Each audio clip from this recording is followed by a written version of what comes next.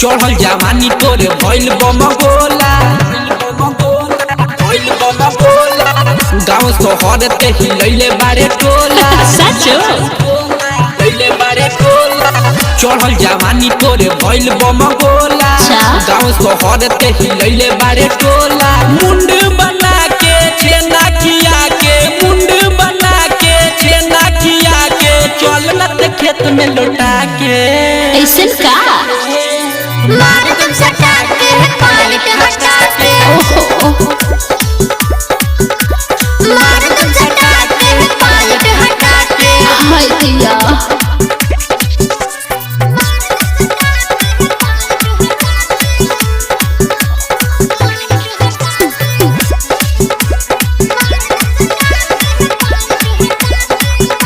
घर से बहाना करके निकलेली बहरी जाके से धांगेली पटेल जी के रहरी मुंह दिखले बड़ा पटेल जी के रहरी घर से बहाना करके निकलेली बहरी जाके से धांगेली पटेल जी के रहरी ऐसा न मारम की मन भर जाई मन भर जाई दर्द होई याद यही तोर माई सचो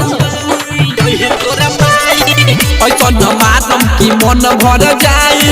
दर्द होई याद यही तोर माई कबोया गाड़ी कबो पछाड़ी कबोया गाड़ी कबो पछाड़ी ले हम तो के गोदी में उठा के हाय दिया मार तुम सटा के पॉइंट हटा के मार तुम सटा के पॉइंट हटा के हाय दिया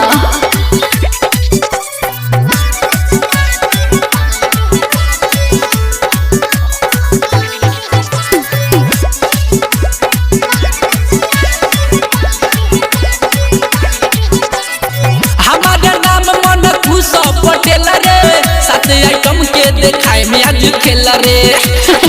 धीरे धरा खेल रे हमारे नाम मन खुश पटेल रे सात आइटम के देखाए में आज खेल रे बैठल देहिया तो सब छूट जाई हाय दिया ऐसन करम बबी तोर दवाई बैठल देहिया तो सब छूट जाई ऐसन करम बबी तोर दवाई धरी के पाजा मरले हम बाजा धरी के पाजा मरले हम बाजा उई माई तोरा के करा के मार तुम सटा के पॉइंट हटा के मार तुम सटा के पॉइंट हटा के हाय दिया आर के रिकॉर्डिंग स्टूडियो बेतिया।